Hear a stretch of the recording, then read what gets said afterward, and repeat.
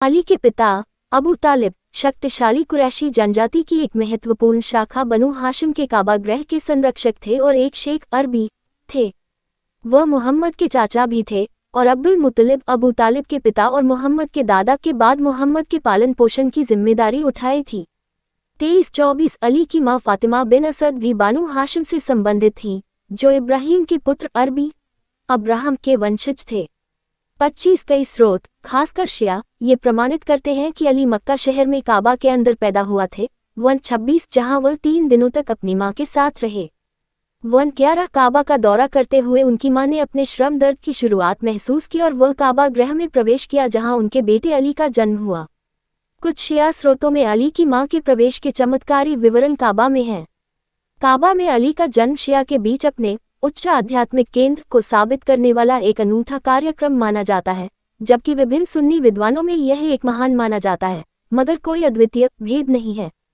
27 एक परंपरा के अनुसार मोहम्मद पहले व्यक्ति थे जिन्हें अली ने देखा था क्योंकि उन्होंने अपने हाथों में नवजात शिशु को लिया था। मोहम्मद ने उन्हें अली नाम दिया, जिसका अर्थ है महान। अली के माता पिता के साथ मोहम्मद का घनिष्ठ संबंध था। जब मोहम्मद अनाथ हो गए और बाद में अपने दादा अब्दुल मुत्तलिब को खो दिया, अली के पिता ने उन्हें अपने घर ले आए। मोहम्मद ने खदीजा बिन्त खुवैलिद से शादी के बाद अली का जन्म 2 या 3 साल बाद हुआ था। 28 जब अली 5 वर्ष के थे तो मोहम्मद ने उन्हें अपने घर लाए। कुछ इतिहासकार कहते हैं कि ऐसा इसलिए था क्योंकि उस समय मक्का में एक अकाल था और अली के पिता का समर्थन करने के लिए एक बड़ा परिवार था। हालांकि अन्य लोग बताते हैं कि अली को उनके पिता पर बोझ नहीं होता था क्योंकि अली उस समय 5 वर्ष के थे और अकाल के बावजूद अली के पिता, जो वित्तीय रूप से अच्छी तरह से थे, अजनबियों को भोजन देने के लिए जाने जाते थे अगर वे अक्सर भूखे रहते थे। 29 जबकि यह विवादित नहीं है कि मोहम्मद अली उठाए, ये किसी भी वित्तीय तनाव के कारण नहीं था कि अली के पिता जा रहे थे। अली 5 साल की उम्र से मोहम्मद और मोहम्मद की पत्नी खदीजा के साथ रह रहे थे। जब अली 9 वर्ष के थे, मोहम्मद ने खुद को इस्लाम के पैगंबर के रूप में घोषित किया और अली इस्लाम को स्वीकार करने वाले पहले बच्चे बन गए। खदीजा के बाद इस्लाम को स्वीकार करने के बाद वह दूसरा व्यक्ति थे। इस्लाम और मुसलमानों के इतिहास के पुनर्गठन में सईद अली असगर रिजवी के अनुसार अली और कुरान मोहम्मद मुस्तफ़ा और खदीजा तुल कुबरा के घर में जुड़वा के रूप में बड़े हो गए। 30 अली की जिंदगी की दूसरी अवधि 610 में शुरू हुई जब उन्होंने 9 साल की उम्र में इस्लाम घोषित कर दिया और मोहम्मद की हिजरा के साथ 622 में मदीना के साथ समाप्त हो गया।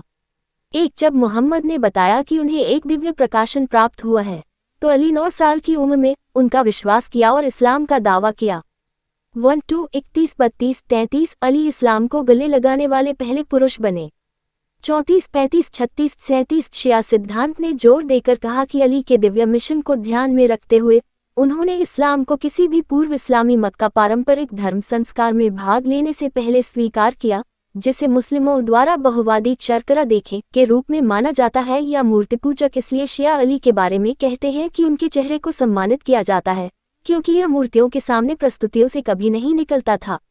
31 सुन्नी भी सम्मानित करम अल्लाह वजहू का उपयोग करते हैं, जिसका अर्थ है उसके चेहरे पर भगवान का अनुग्रह। उनकी स्वीकृति को अक्सर रूपांतरण कहा जाता है क्योंकि वो कभी मक्का के लोगों की तरह मूर्ति पूजा करने वाला नहीं था। वह इब्राहिम के ढांचे में मूर्तियों को तोड़ने के लिए जाने जाते थे और लोगों से पूछा कि उन्होंने अपनी खुद की कुछ चीज़ों की पूजा क्यों की। 38 अली के दादा बानी हाशिम कबीले के कुछ सदस्यों के साथ इस्फ के आने से पहले हनीफ या एकेश्वरवादी विश्वास प्रणाली के अनुयायी थे। मोहम्मद ने उन्हें सार्वजनिक रूप से आमंत्रित करना शुरू करने से 3 साल पहले लोगों को इस्लाम में गुप्त रूप से आमंत्रित किया था। इस्लाम के चौथे वर्ष में जब मोहम्मद को इस्लाम में आने के लिए अपने करीबी रिश्तेदारों को आमंत्रित करने का आदेश दिया गया था। 39 उन्होंने एक समारोह में बनु हाशिम कबीले को इकट्ठा किया था। भोज में वो उन्हें इस्लाम में आमंत्रित करने जा रहा था जब अबू लाहब ने उसे बाधित कर दिया, जिसके बाद हर कोई भोज छोड़ गया। पैगंबर ने अली को फिर से 40 लोगों को आमंत्रित करने का आदेश दिया। दूसरी बार मोहम्मद ने इस्लाम की घोषणा की और उन्हें शामिल होने के लिए आमंत्रित किया। 40 उसने उनसे कहा, मैं उनकी दया के लिए अल्लाह को धन्यवाद देता हूँ। मैं अल्लाह की प्रशंसा करता हूँ और मैं उसका मार्गदर्शन चाहता हूँ। मैं उस पर विश्वास करता हूँ और मैंने उस पर अपना भरोसा रखा है। मैं गवाह हूँ कि अल्लाह को छोड़कर कोई ईश्वर नहीं है, उसके पास कोई साझेदार नहीं है और मैं उसका दूत हूँ। अल्लाह ने मुझे आपको अपने धर्म में आमंत्रित करने का आदेश दिया है और अपने निकटतम रिश्तेदारों को चेतावनी दीजिए।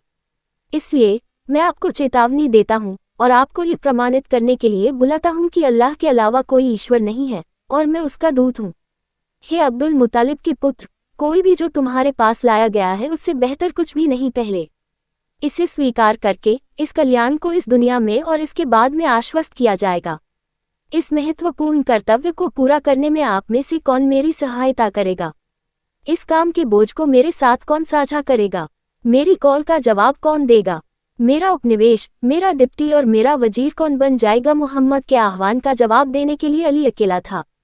मुहम्मद ने उसे बैठने के लिए कहा, रुको, शायद आपके से बड़ा कोई भी मेरी कॉल का जवाब दे सकता है।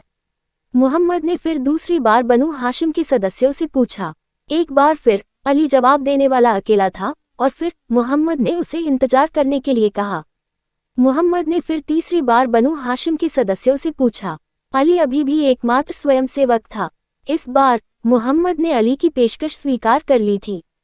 मुहम्मद ने अली करीब खींचा, उसे अपने दिल पर दबा दिया और सभा से कहा, यह मेरा वजीर, मेरा उत्तराधिकारी और मेरा अनुयायी है। उसे सुनो और उसके आदेशों का पालन करें।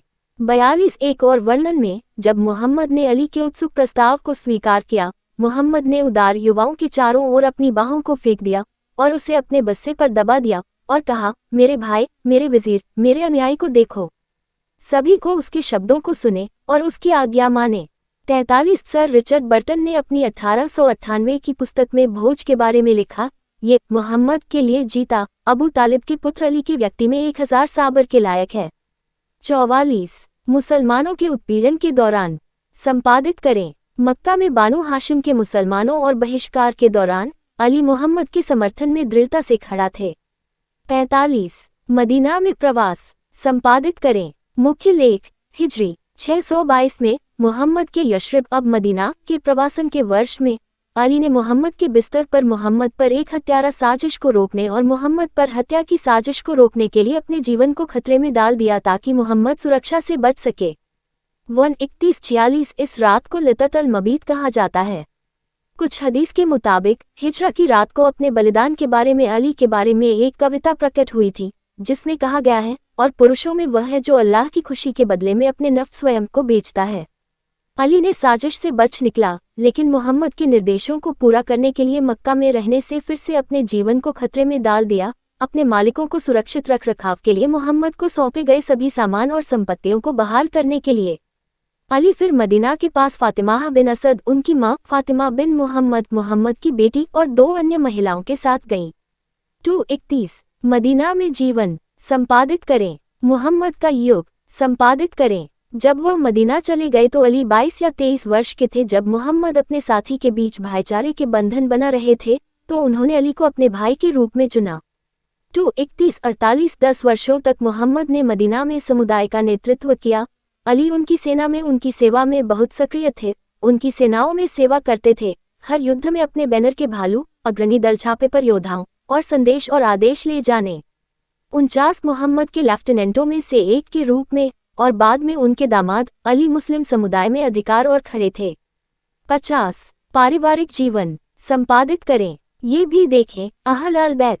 623 में मुहम्मद ने अली को बताया कि अल्लाह ने उसे अपनी बेटी फातिमा ज़हरा को शादी में अली को देने का आदेश दिया था। एक मुहम्मद ने फातिमा से कहा, मैंने तुमसे मेरे परिवार के सबसे प्यारे से शादी की है। 51 इस परिवार को मुहम्मद द्वारा अक्सर महिमा दिया जाता है और उन्होंने उन्हें मुहाला और हदीस जैसे घटनाओं में क्लोक के कार्यक्रम के हदीस की तरह अपने अहल अल बैत के रूप में घोषित किया।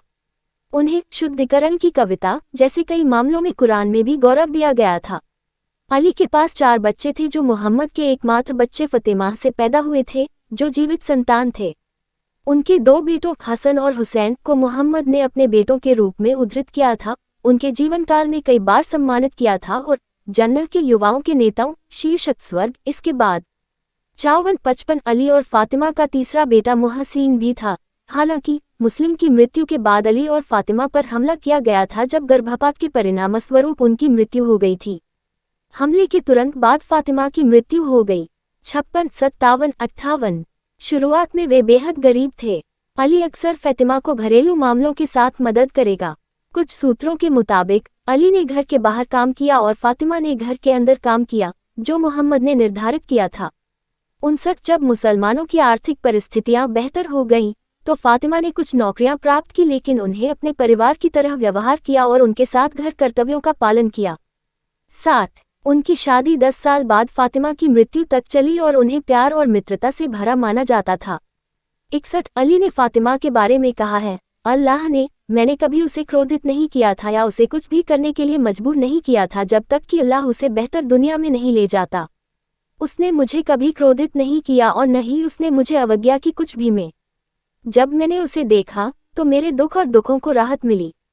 62-63 हालांकि बहुविवाह की अनुमति थी, अली ने दूसरी महिला से विवाह नहीं किया था, जबकि फातिमा जीवित था, और उसके विवाह से सभी मुस्लिमों के लिए एक विशेष आध्यात्मिक महत्व है, क्योंकि इसे मोहम्मद के आसपास के 2 महान आंकड़ों के बीच विवाह के रूप में देखा जाता है। फातिमा की मौत के बाद अली ने अन्य महिलाओं से विवाह किया और कई बच्चों को जन्म दिया। ताबूक की लड़ाई के अपवाद के साथ अली ने इस्लाम के लिए लड़े सभी युद्धों और अभियानों में हिस्सा लिया।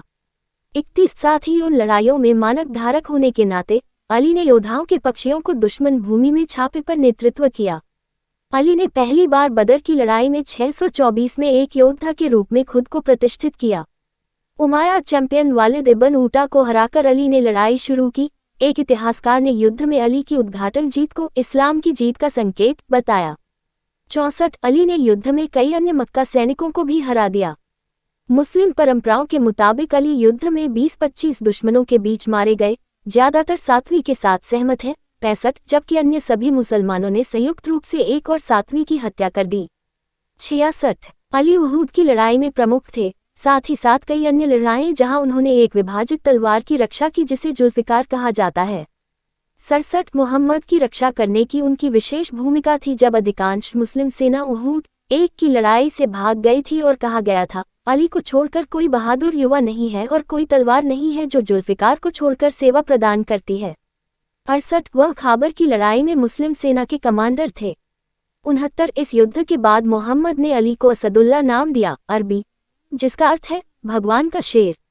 अली ने 630 में हुनैन की लड़ाई में मोहम्मद का भी बचाव किया, अरबी सुलेख, जिसका अर्थ है अली को छोड़कर कोई बहादुर युवा नहीं है और वहां कोई तलवार नहीं है जो जुल्फिकार को छोड़कर सेवा प्रदान करती है।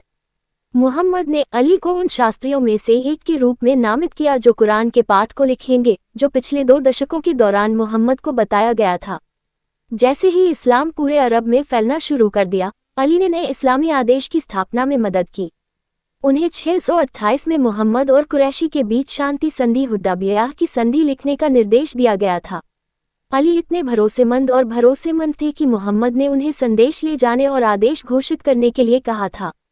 630 में अली ने मक्का में तीर्थयात्रियों की एक बड़ी सभा में सुनाया कि कुरान का एक हिस्सा जिसने मोहम्मद और इस्लामिक समुदाय को अरब बहुविश्वासियों के साथ पहले किए गए समझौते से बंधे नहीं थे। 630 में मक्का की विजय के दौरान मोहम्मद ने अली से यह गारंटी देने के लिए कहा कि विजय खूनी होगी।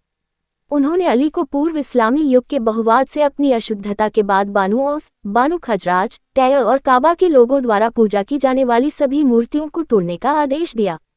इस्लाम की शिक्षाओं को फैलाने के लिए अली को 1 साल बाद यमन भेजा गया था।